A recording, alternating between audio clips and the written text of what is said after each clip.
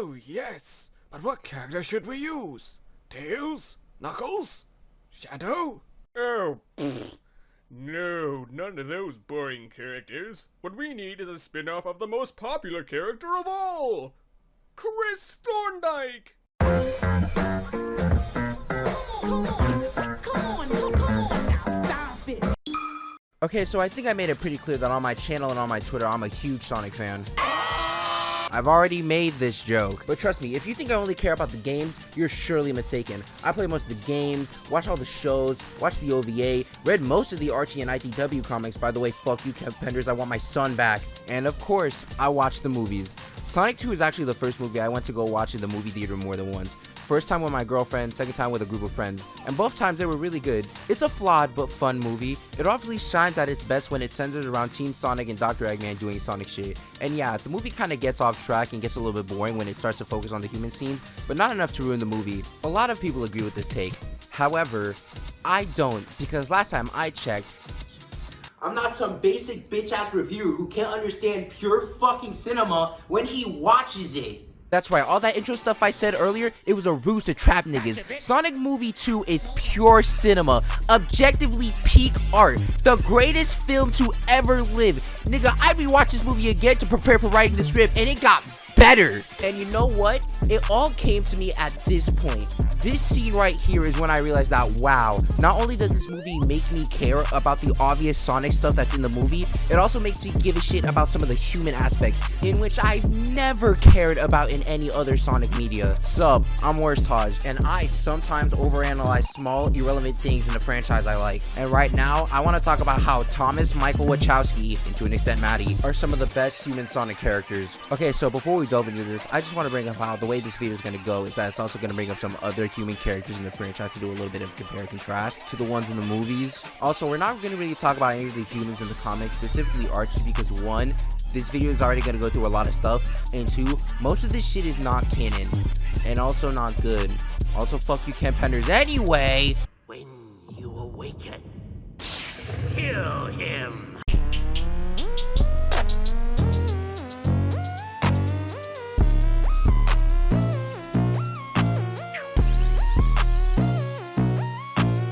you know, although most people think that Sonic having humans in the mix was an occurrence in the modern era starting with the Sonic Adventure games, the ideas of humans being involved have been a thing since the classic era of Sonic and some of the early parts of development. And yeah, although the classic games didn't really go through with it, classic Sonic did get involved with humans for the first time in 1966 Sonic the Hedgehog OVA. So a quick run through of the plot is that Sonic lives on Planet Freedom and he's got to go around some areas super fast to save the day from Dr. Eggman and Metal Sonic. The OVA is kind of a mix between Sonic CD and Sonic 3 and Knuckles. It's got our pre-established game characters, i.e. Knuckles, Tails. There are also two human characters introduced in the movie, that being the president of South Island and his daughter Sarah. Oh yeah, there's this owl nigga, but it doesn't really matter. However, his drip game do go crazy. If you're not counting the comics, I'm pretty sure these are the first ever humans in Sonic media, and they are okay. Well, it's more Sarah than the president that's okay. The president kind of just shows up in a few scenes for comic relief. Sarah's kind of a comic relief character too. She also kind of plays the damsel in distress due to how by the end of the movie, Eggman plans on marrying her. And I mean, ayo, how old is she again? Her personality is kind of just basic 90s shonen anime girl, and it works. I'm honestly surprised on how much she shows up consistently throughout the movie, since Eggman decides to take her with him every time he tries to go beat Sonic for God knows why. Oh yeah, speaking of Sonic, Sarah's also kind of pulling an Amy by having a thing for Sonic, and it's kind of weird seeing a whole ass human have a thing for a 3-foot tall anthropomorphic hedgehog, but don't worry, there's another example of this, and it does that way worse, but we'll get to that. Actually, wait, is there even like full human? Cause her design, she's rocking either like a monkey or a cat tail. What's up with that? Is she a monkey? Is she a cat? Half monkey cat? Did the president fucking animal? Is Sarah the legendary Super Saiyan? All these questions should not be answered because I don't care enough. Let's talk about SA2.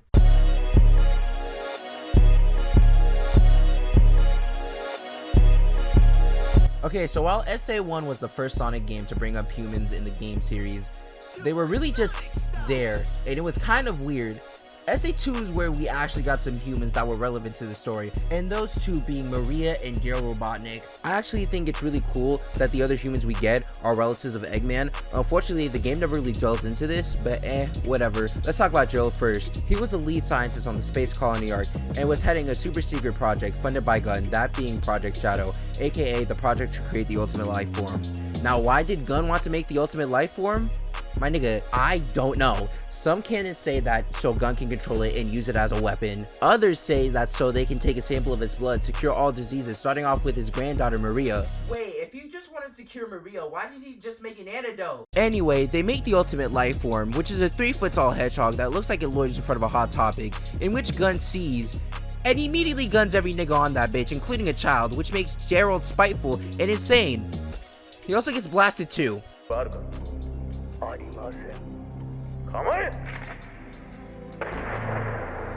Speaking of dead kids, there's also Maria Robotnik, and look, I'm gonna say something that's a little bit blasphemous. She's not really a character, she's kinda just a walking plot device for Shadow. So let me explain. Throughout SA2, we get little flashbacks of her and Shadow bonding on the arc, and it's honestly kind of nice, but it eventually leads to the events of Gunn raiding the arc. And it honestly tells me why Shadow is doing the shit he does.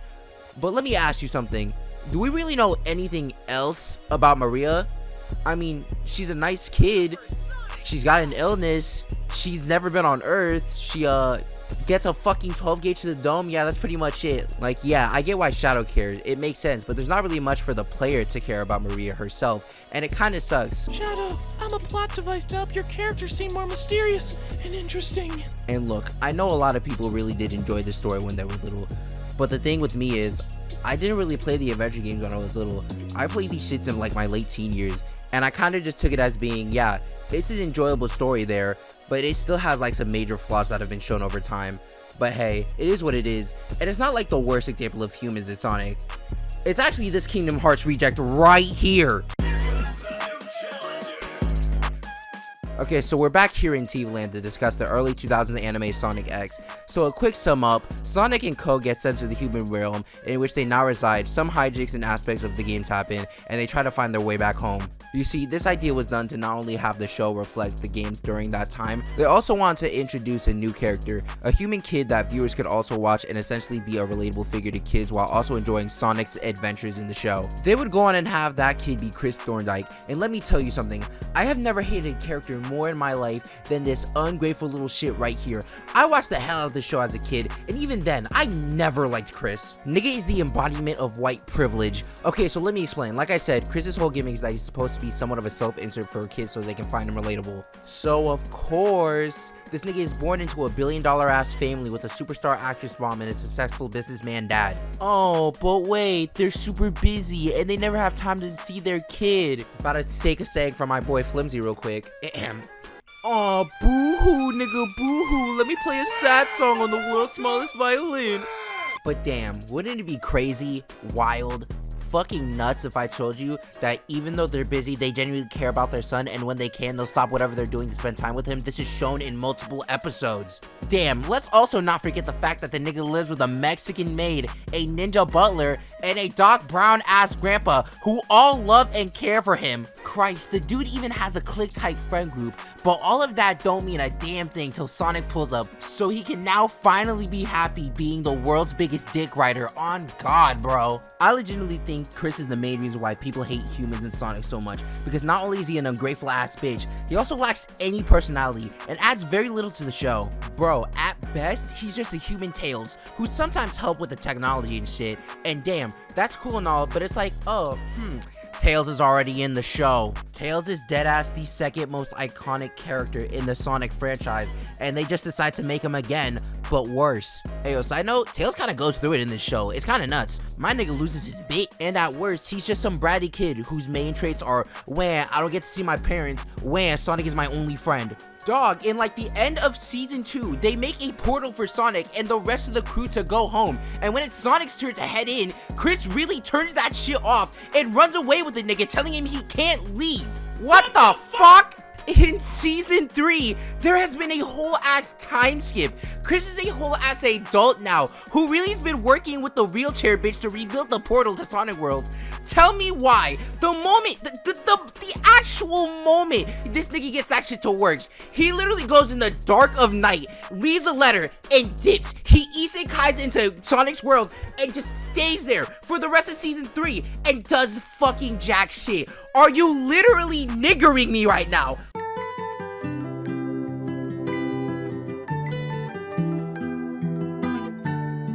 Fuck Chris! All my homies hate Chris! Ah, Jesus Christ, who the fuck else we got? Oh, son of a...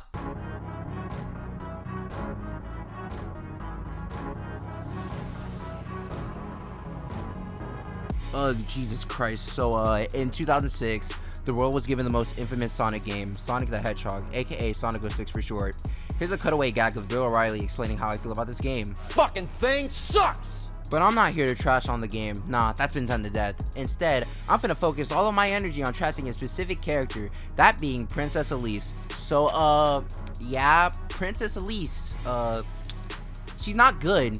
Okay, so let's get into the nitty gritty. Elise's whole deal is that she's the ruler over the land of Soliana. We're introduced to her during a celebration in order to appease a demon god that's burning in her town. No, I'm not kidding. Eggman pulls up and tries to seal the chaos ceremony she has for some reason. That's when Sonic pulls up, but oh, he's too late. She gets kidnapped, and that leads to the later events of the game. And you know, it's kind of ironic, for being a major role in the game, and you know, being a whole ass princess, she doesn't really do much in the game. I'm not joking, a majority of the stuff that she does is either getting kidnapped and having Sonic save her, or just info dumping some parts of the story. What's really wild is that there's even less to say about her character and personality.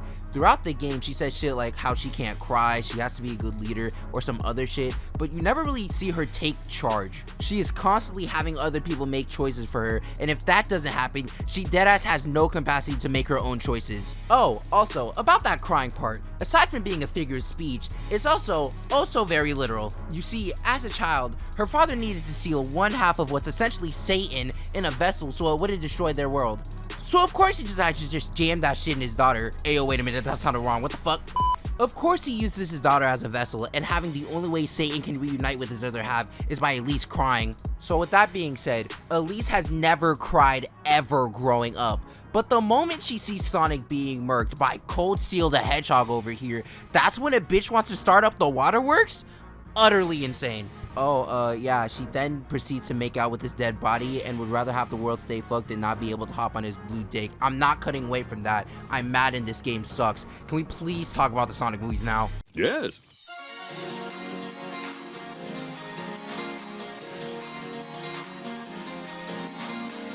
Okay, so now that we're on the discussion of the movies, I'm pretty sure it's safe to say that we all know the series of events that happened before these movies, right? It's kind of crazy that all they had to do after that really shitty first trailer was make a better looking Sonic model, and boom, now we're looking at one of the most popular video game movies franchise to date. And it all started with the first movie, in which after rewatching it for this video, it's an overall pretty simple movie, and that's honestly such a good thing when it comes to establishing its three characters. Okay, so one is obviously Sonic the Hedgehog, and just a quick rundown of him, he lurks in hiding in a quiet little town of Green Hills, living fast and carefree. However, he's sad due to living alone and very much wants to be able to interact and have some friendships with some of the townspeople, especially with his favorite that he watches from the sidelines, Tom Wachowski. Tom has lived in Green Hills ever since he was a kid, and he even grew up to be the town sheriff. And while he does enjoy living in the town, he feels like what he's doing is very limiting and lacking a purpose, in which makes him decide to leave the town with his wife Maddie and become a cop in San Francisco, because he believes that that is going to actually help people, that it's going to give him a purpose.